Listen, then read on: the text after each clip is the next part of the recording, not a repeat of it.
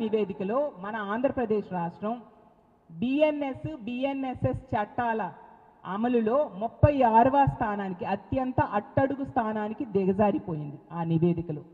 మరి దీనికి కారణం ఏంటి? సమాధానం చెప్పే ధైర్యం మీకు ఉందా హోంమంత్రి గారు అని నేను అడుగుతూ ఉన్నాను. అలాగే గంజాయి, డ్రగ్స్, అలాగే ఇల్లీగల్ మద్యంలో ఈ రాష్ట్రం ఎంత విచ్చలవిడిగా ఏరులై పారుతున్నాయో మీరు అరికట్టడంలో విఫలమయ్యారు కదా. దీనికి సమాధానం చెప్పే ధైర్యం మీకు ఉందా హోంమంత్రి అనిత గారు అని నేను అడుగుతూ ఉన్నాను. అలాగే మీ తోటి మంత్రి అయిన సంధ్యారాణి గారి పిఏని ఈ రోజు కూడా అరెస్ట్ చేయలేదు కదా. దీనికి కారణం ఏంటి? సమాధానం చెప్పే ధైర్యం మీకు ఉందా అనిత గారు అని నేను అడుగుతున్నాను. మీ చంద్రబాబు నాయుడు గారు నిర్వహించిన సర్వేలోనే ఈ హోమ్ డిపార్ట్మెంట్, ఈ రాష్ట్రంలో హోం శాఖ డీఫంక్షనింగ్ అని వచ్చింది. ముఖ్యమంత్రి గారి సర్వేలో హోంశాఖ పనితీరు అస్సలు బాలేదు, పని చేయట్లేదని ప్రజలు తమ అభిప్రాయం చెప్పారంటే నిజంగా సిగ్గుచేటు అనిత గారు. దీనికి కారణం ఏంటి? సమాధానం చెప్పే ధైర్యం మీకుందా? మీ తోటి మంత్రి అయిన పవన్ కళ్యాణ్ గారే చెప్పారు ఈ ఉత్తరాంధ్రలో ఎమ్మెల్యేలు భూ కబ్జాలకు పాల్పడుతూ ఉన్నారు అనేసి. ఎందుకు వీటిని అరికట్టలేకపోతున్నారు? సమాధానం చెప్పే ధైర్యం మీకుందా అనిత గారు అని నేను అడుగుతూ ఉన్నాను. అసలు మీ తోటి మంత్రి అయిన పవన్ కళ్యాణ్ గారు చెప్పినట్టుగా మీరు హోంమంత్రిగా అత్యంత అసమర్థత ఉన్న హోంమంత్రి ఈ రాష్ట్రానికి ఉన్నారు. అలాగే ఫెయిల్యూర్డ్ హోంమంత్రిగా ఈరోజు ఉన్నారు. నిజంగా సిగ్గుతో తలదించుకోవాలి. ఈ విధంగా ఈ రాష్ట్రంలో ఘోరమైన రిపోర్ట్స్ ఉంటూ ఉంటే ప్రజలు ఎలా జీవిస్తారు? మీకు ఎందుకు ఓట్లేసామని ఈరోజు ప్రజలు బాధపడుతూ ఉన్నారు. వీటన్నిటికీ కారణం ఏంటంటే పోలీసులకి మీరు స్వేచ్ఛ ఇవ్వకపోవడం, రెడ్ బుక్ రాజ్యాంగం అమలు మీద దృష్టి పెట్టి ప్రతిపక్ష నాయకులు, కార్యకర్తలని అక్రమ కేసులు ఇరికించడానికి, అక్రమ అరెస్టులు చేయడానికి ఉపయోగిస్తున్నారు తప్ప వాళ్ళకి స్వేచ్ఛ ఇచ్చి అంబేద్కర్ రాజ్యాంగం అమలయ్యేట్టుగా చేయట్లేదు. కాబట్టి ఇలాంటి దుస్థితి ఈ రాష్ట్రంలో నెలకొని ఉంది. ఇప్పటికైనా ప్రభుత్వం కళ్ళు తెరుచుకొని, ముఖ్యమంత్రి గారు కళ్ళు తెరిచి ఈ రాష్ట్రంలో అంబేద్కర్ రాజ్యాంగం అమలయ్యేట్టుగా పోలీసులకి స్వేచ్ఛ ఇవ్వాల్సిందిగా. అలాగే ఈ ఎమర్జెన్సీ రెస్పాన్స్ టైం ఇంత దారుణంగా ఉంది. నిజంగా ప్రజలు ఏదైనా కష్టం వస్తే, వాళ్ళకి ఏదైనా ఆపద వస్తే కాల్ చేసే 112కి కాల్ చేస్తే ఎంత 20,000 మంది రైతులు ఒక్క సెంటు కూడా వాళ్ళ భూమి ఉంచుకోకుండా వాళ్ళు భూములు త్యాగం చేసి ఎంత డబ్బులు ఇస్తారని కూడా అడగల. అట్లాంటి నిర్వాసితులకి ఇప్పటి వరకు ఉద్యోగాలు ఇవ్వలేదు. ఇప్పుడు ఉన్న వాళ్ళకు కూడా పూర్తిగా ఉద్యోగాలు పోవడం అనేటువంటి జరుగుతుంది. ఆ విధంగా రాష్ట్రంలోనే పరిశ్రమలకు మణిహారం విశాఖ స్టీల్ ప్లాంట్. ఆ స్టీల్ ప్లాంట్ని మీరు కాపాడుతారా లేదా అనేటువంటిది ప్రజలు ఎవరైనా అడిగేటువంటి హక్కు ఉంది. అందుకని మీరు కాపాడడం లేదు, దాన్ని ప్రైవేట్కి అప్పచెబుతున్నారని మేము ఛాలెంజ్ చేసి చెప్తాం. దాన్ని కాదని మీరు రుజువు చేయండి. అందువల్ల పదే పదే చెప్పినా కూడా వాస్తవాలను ఈరోజు ఒక్కించేదానికి మీరు ప్రయత్నం చేస్తున్నారు. విశాఖ స్టీల్ ప్లాంట్ ఏకైక సమస్య సొంత గనులు సమకూర్చడం. సొంత గనులు లేకుండా అన్ని దేశంలో ఇతర స్టీల్ ప్లాంట్లన్నింటికీ బిలాయ్, బొకారో, దుర్గాపూర్, రూర్కెలా అన్ని ప్రభుత్వ రంగ పరిశ్రమలకు ఉన్నాయి. ప్రైవేట్ కంపెనీలు టాటా వగైరాలు అందరికీ కూడా సొంత గనులు ఉన్నాయి. వైజాగ్ స్టీల్ ప్లాంట్ ఎందుకు ఇవ్వరు?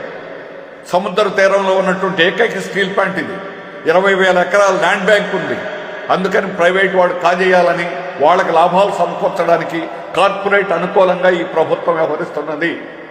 మీ వైఖరి పదే పదే చెప్పారు పార్లమెంట్లో. ఏమని చెప్పారు? విశాఖ స్టీల్ ప్లాంట్తో సహా అన్ని కేంద్ర ప్రభుత్వ రంగ పరిశ్రమల్ని ప్రైవేట్ చేస్తాం లేదా మూసేస్తాం. అంటే విశాఖ పోర్టు కానీ, రేపు BHEL కానీ, హిందుస్థాన్ పెట్రోలియం ఇప్పటికే మెర్జీ చేశారు. హిందుస్థాన్ పెట్రోలియం అనేటువంటి కంపెనీ లేదు. ఆ విధంగా ఈరోజు వీటన్నింటినీ కూడా ప్రభుత్వ రంగ పరిశ్రమలన్నింటినీ కార్పొరేట్ చేతుల్లో పెట్టడానికి మీరు కుట్ర చేస్తున్నారు. దీనికి వ్యతిరేకంగా మేము పోరాడుతున్నాం, భవిష్యత్తులో కూడా పోరాడతాం. దీన్ని కాపాడడానికి మేము ఖచ్చితంగా ఎటువంటి త్యాగానికైనా ఈరోజు ఆంధ్ర రాష్ట్ర ప్రజానీకం సిద్ధంగా ఉన్నారని కూడా హెచ్చరిస్తున్నాం. మీరు నిజాయితీగా చేయండి. ఇప్పటికైనా మీకేమైనా నిజాయితీ అనేది ఉంటే, విశాఖ స్టీల్ ప్లాంట్ కాపాడాలని ఉంటే మీరు జారీ చేసినటువంటి నోటిఫికేషన్ విరమించుకోండి. 2021 జనవరి 27వ తేదీన విశాఖ స్టీల్ ప్లాంట్ 100% ప్రైవేట్ చేస్తాం అని నోటిఫికేషన్ జారీ చేశారా లేదా? ఆ నోటిఫికేషన్ ఇప్పటికి కూడా ఉందా లేదా? మీరు ప్రైవేట్ చేయమనంటే ఆ నోటిఫికేషన్ కాగితం విరమించుకోండి, మేము ప్రైవేటీకరణ చెయ్యం అని దానికి బదులుగా మీరు విత్డ్రా చేస్తున్నట్టుగా రిపీల్ చేస్తున్నారు. ఏమిటి నష్టం? విశాఖపట్నంలో వరుస మీద వరుస electronic industries, data industries, IT industries పెడతామని చెప్పేసి అంటున్నారు. సరే, వచ్చేవాళ్ళు ఎక్కడ పెట్టుకుంటారో వాళ్ళ ఇష్టం. కానీ ప్రభుత్వం యొక్క బాధ్యత ఏమిటి? మేము అడుగుతున్నాం, రాయలసీమలో ఒక green field industrial and electronic సిటీని నిర్మించండి. ఆ సిటీ నిర్మిస్తే, ఎందుకంటే దానికేం పంటలు అక్కర్లేదు, ఇవన్నీ ఏం అక్కర్లేదు. వాస్తవంగా అటువంటి green field electronic industrial city నిర్మించడానికి అనువైన పరిస్థితులు రాయలసీమలోనే ఎక్కువ ఉన్నాయి. చవకైన పవర్ ఉంది, ఇప్పుడే నేను చెప్పాను. రెండోది, విస్తారమైన భూములు ఉన్నాయి. పూర్తి కరువుతోటి పంటలకి లాయకీ కాని భూములు విస్తారంగా ఉన్నాయి. ఆ భూములు చౌకగా తీసుకోవచ్చు. అటువంటి చోట ఒక గ్రీన్ ఫీల్డ్, ఒక పెద్ద సిటీని ఏర్పాటు చేస్తే రాయలసీమకి దానికి అవసరమైన ఇన్ఫ్రాస్ట్రక్చర్, చంద్రబాబు నాయుడు గారు చెప్తారు కదా, నేను హైటెక్ సిటీ కట్టాను హైదరాబాద్లో, కాబట్టి హైదరాబాద్ అంతా నాదేను అని చెప్పేసి చెప్తుంటాడు. అట్లాంటి సిటీలు కట్టడానికి రాయలసీమ పనికిరాదా ఏంటి? రాయలసీమలో అటువంటి ఒక సిటీ కట్టి దాంట్లో ఇన్ఫ్రాస్ట్రక్చర్, దానికి కావాల్సిన నీళ్లు, హంద్రీనీవా, గాలేరు నగరి పెద్ద పెద్ద కాలువలు తవ్వి నీళ్లు సరఫరా చేస్తున్నారు. ఒక పైప్ లైన్ వేసి అక్కడికి నీళ్లు ఇవ్వడం పెద్ద కష్టమా? లేదా పోలవరం నుంచి ఇంకెక్కడికో, ఎక్కడ దాకా, నల్లమల సాగర్, ఇప్పుడు నల్లమల సాగర్, అంతకుముందు ఇంకోటి చెప్పాడు, బనకచర్ల కడప దాకా తీసుకెళ్తానంటున్నారు. ఇది ఎక్కడ దాకా తీసుకెళ్తే నువ్వు గ్రీన్ సిటీ ఎక్కడైతే పెట్టదలుచుకున్నావు అక్కడ పైప్ లైన్ వేసి నీళ్ళు అందించడం పెద్ద కష్టమా? వాస్తవంగా ఎలక్ట్రానిక్ ఇండస్ట్రీకి సూటబుల్గా ఉండే క్లైమేట్ రాయలసీమలోనే ఉంది. హిందూపూర్ చూడండి, ఆ ప్రాంతం అంతా చూడండి. ఎందుకు బెంగళూరులో ఎక్కువ వస్తున్నాయి, ఎందుకు హైదరాబాద్లో ఎందుకు వస్తున్నాయి, ఎందుకు పూనాలో ఎందుకు వస్తున్నాయి? దాని క్లైమేట్ సూటబుల్. అటువంటి క్లైమేట్ ఉంది, భూమి ఉంది, ఇవన్నీ ఉన్నాయి. అక్కడ పెట్టి ఈ నీళ్లు తీసుకొచ్చి చౌకగా ఉండే ఎలక్ట్రిసిటీ ఎక్కడిచ్చి, చౌకగా ఉండే భూమినిచ్చి అక్కడ ఒక green field industrial and electronic సిటీని ఏర్పాటు చేయొచ్చు సులభంగా. అటువంటి దాన్ని మానేసి మీరు ఆ హార్టికల్చర్తో సర్దుకోండి. ఈ హార్టికల్చర్, ఆ చెట్లు ఈయన పెంచాలా ఏంటి? ఇప్పుడు దాకా హార్టికల్చరు పెరిగింది రాయలసీమలో, ఈయన వల్ల పెరిగిందా ఏంటి? రైతుల పాత్ర ఉంది, దానికి వేరే స్కీమ్స్ ఉన్నాయి. ఇప్పుడు కూడా వాటిని ఇంకా ఇంక్రీజ్ చేయొచ్చు, దాంట్లో ఏం అభ్యంతరం. కానీ చంద్రబాబు వ్యవహారం ఎట్లా ఉందంటే, అక్కడ పారిశ్రామికంగా అభివృద్ధి చేసేదానికి ప్రత్యామ్నాయం చెట్లు అని చెప్పేసి చెప్తున్నాడు. అది చాలా పొరపాటైన విధానం. కార్పొరేట్లు ఎక్కడ పెట్టదలుచుకుంటే వాళ్ళకి ఊడిగం చేయడం తప్ప. చెప్పారు అంటే చేస్తారంతే. ఆయన రాష్ట్రం అంతటా కూడా పాదయాత్ర చేసి ప్రజలతో మమేకమై అన్ని వర్గాల ప్రజల తాలూకా సమస్యలు తెలుసుకొని సంక్షేమ పథకాలను రూపకల్పన చేసి ఆయన ముఖ్యమంత్రి అయిన తర్వాత ఏ రకంగా ఇంటి వద్దకే ప్రయోజనాలు అందించారో మనం చూసాం. దళారీ వ్యవస్థ లేకుండా నేరుగా ప్రజల అకౌంట్లోకే డబ్బులు జమ అయ్యే విధంగా సుమారు 3 లక్షల కోట్లకు పైగా ఏ రకంగా అందించారో మనం చూసాం. అలాగే సంక్షేమ పథకాల ద్వారా సుమారు 2 లక్షల కోట్లకు పైగా ఏ రకంగా ప్రజలకు అందించారో మనం చూసాం.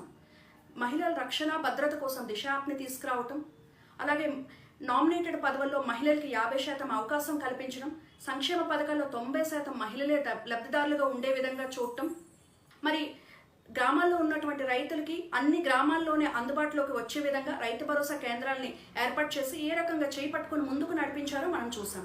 అలాగే ఈ రాష్ట్రంలో ఉన్నటువంటి అతిపెద్ద సమస్య పేదరికం అని ఆయన గమనించి సంక్షేమం అనేది తాత్కాలికమైనటువంటి సహాయం మాత్రమే, దీన్ని తొలగించాలి, పేదరికాన్ని తొలగించాలి అంటే విద్య ఒక్కటే మార్గం అని చెప్పి ఆయన గట్టిగా నమ్మి లక్షల కోట్లు ఖర్చు చేసి గ్రామాల్లో ఉన్నటువంటి పేద విద్యార్థులకి ఇంగ్లీష్ మీడియం విద్యను ఏ రకంగా అందుబాటులోకి తీసుకొచ్చారు.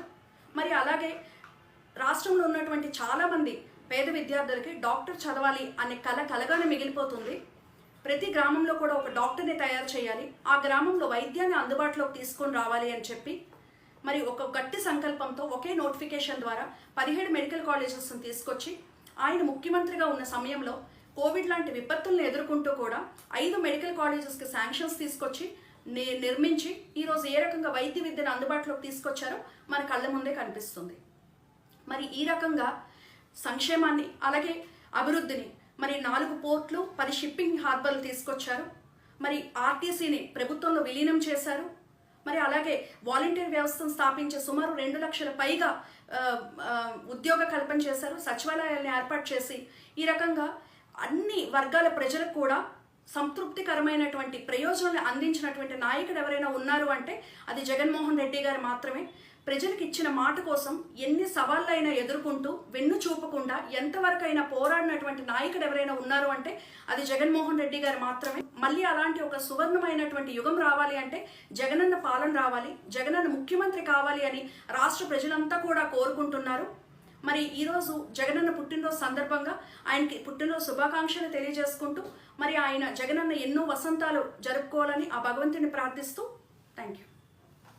ఈరోజు పుట్టినరోజు జరుపుకోబోతున్న మా అందరి యొక్క అభిమాన hero, real hero Jaganmohan Reddy గారికి మనస్ఫూర్తిగా హృదయపూర్వక జన్మదిన శుభాకాంక్షలు.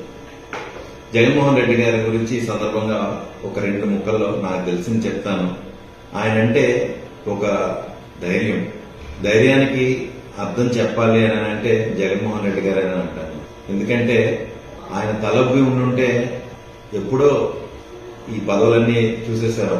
కానీ ఆయన ఆలోచనలకు కానీ ఆయన తలంచని ఆయన యొక్క గుణం అయితేనేమి, అలానే ఎంత కష్టం వచ్చినా సరే నిలబడే ఆ మనస్తత్వం కానీ దానికి ఉదాహరణగా చెప్పొచ్చు.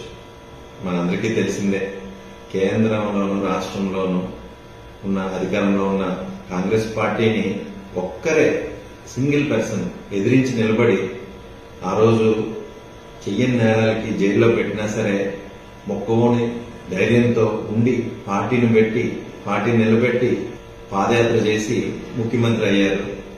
ఆ ధైర్యం నిజంగా నాకు చాలా ఇష్టం. It's an inspiring factor from Jaganmohan Reddy sir. నాకే కాదు, యువతకు కానీ ఇప్పుడున్న రాజకీయ నాయకులకు కానీ అందరికీ కూడాను ఇది ఒక ధైర్యం. ఆ ధైర్యమే మా నమ్మకం. రెండవది, ముఖ్యమంత్రిగా 5 సంవత్సరాలు చేశారు ఆయన. కానీ ఎప్పుడూ లేని విధంగా ఎన్నో రకాల సంస్కరణలు తీసుకొచ్చారు. మన ఆంధ్రప్రదేశ్ అని ప్రగతి పథంలో నిలబెట్టారు. 5 సంవత్సరాల్లో 2 సంవత్సరాలు కరోనా వచ్చింది. ప్రపంచం అంతా అతలాకుతలం అయినా సరే ఈయన ఒక్కరే ఒక వాలంటీర్ సిస్టమ్ ద్వారా కరోనాని, అలానే ఆంధ్రప్రదేశ్ లో మరణాల రేటుని తగ్గించారు. ఇది ఎప్పటికీ మనం మర్చిపోకూడదు. రెండవది, సమానత్వం. అందరినీ సమానంగా చూసే ఆయన గుణం నిజంగా హ్యాట్స్ ఆఫ్. బడుగు బలహీన వర్గాలైనా సరే, బీసీ, ఎస్సీ, ఎస్టీ, మైనార్టీలు అందరినీ కూడా హక్కును చేర్చుకొని సమానంగా చూశారు. ఇంకా పథకాల విషయం వస్తే ఇంకా మనం చెప్పలేనని పథకాలు, చిన్నపిల్లలతో అమ్మ ఒడి దగ్గర నుండి వృద్ధాప్య పెన్షన్ వరకు ఎన్నో రకాల స్కీమ్స్ తీసుకొచ్చారు.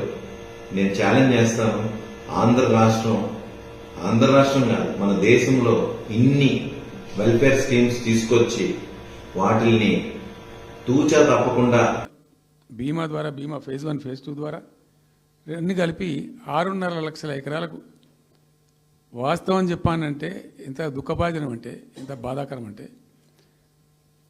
కృష్ణానది 300 కిలోమీటర్లు ప్రవహించేటువంటి పాలమూరులో 30,000 ఎకరాలు కూడా పారకం లేదండి. ఆర్డీఎస్ అన్ని కలిపి లేదు, అసలు రావు, నీళ్ళు రావు, కాలువ లేదు, పొలం లేదు, ఏం లేదు. అందుకే అది వలసల జిల్లా అని పేరు ఎందుకు వచ్చింది పాలమూరుకు? ఎందుకు వలస పోతారు ప్రజలు? ఎంత కంపల్సరీ ఉంటే పోతారు, ఎంత దుఃఖం ఉంటే పోతారు, ఎంత బాధ ఉంటే పోతారు. ఆ విధంగా ఒక 6.5 లక్షల ఎకరాలు దానికి తెచ్చినాం. మిషన్ కాకతీయలో కొద్దిగా ప్రయారిటీ పెట్టి, భౌగోళికంగా బాగా విశాలంగా ఉండే జిల్లా కాబట్టి ఇప్పుడు కొత్త జిల్లాలు తీసుకున్నాం. కానీ ఆ రోజు అది పెద్ద జిల్లా, దానికి మిషన్ కాకతీయలో టాప్ ప్రయారిటీ ఇచ్చి మైనర్ ఇరిగేషన్ చెరువులు మొత్తాన్ని పోయినాయిగా అమ్ముకున్నారు, అబాండనైనాయి. మిగిలిన వాటిని కొన్ని సామర్థ్యాలు పెంచి ఒక పద్ధతికి తెచ్చినాం. అదో 1,20,000, 1,50,000 ఎకరాలకు అది దోహదపడ్డది. చెక్ డ్యాములు కూడా కట్టుకున్నాం. చాలా వాగుల మీద 100 కొద్ది చెక్ డ్యాములు కట్టినాం. ఇవన్నీ కూడా మీ కళ్ళ ముందే జరిగినాయి, మీ అందరికీ కూడా తెలుసు. ఈ ఆర్డీఎస్ కెనాల్కి మోసం జరిగింది కాబట్టి మధ్యలో తుంగభద్ర మీద పెట్టి తుమ్మిల లిఫ్ట్ కూడా తెప్పించి తుమ్మిల లిఫ్ట్ కూడా పూర్తి చేసినాం. ఇది ఆర్డీఎస్ ద్వారా కోల్పోయిన ఆయకట్టును రిస్టోర్ చేయడానికి తుమ్మిల లిఫ్ట్ కూడా స్టార్ట్ చేసినాం, నీళ్ళు పోపించినాం, బ్రహ్మాండంగా ఆయకట్టు అంతా పార్పించినాం. ఇట్లా అనేక రకాల చర్యలు అవి తీసుకొని ఒక 6.5 లక్షల ఎకరాలకేమో నెట్ ఆయకట్టు వచ్చింది. ఇండైరెక్ట్ ఆయకట్టేమో భూగర్భ జలాలు పెంచడానికి కట్టిన చెక్ డ్యాములు, మైనర్ ఇరిగేషన్ బాగు చేయడం, దాని ద్వారా కూడా 1,50,000 ఎకరాలకు వచ్చింది. ఆ తదనంతరం మరి మనం ఎట్లా ముందుకోవాలా, ఏం చేద్దామని చెప్పి ఈ రంగారెడ్డి జిల్లా కూడా వాళ్ళు పాపం కృష్ణా బేసినే, ప్రతి డ్రాప్ రంగారెడ్డిలో పడే ప్రతి వర్షం చుక్క కృష్ణానదికి పోతుంది, ఇంకెక్కడికి పోదు. నల్లగొండ జిల్లాలో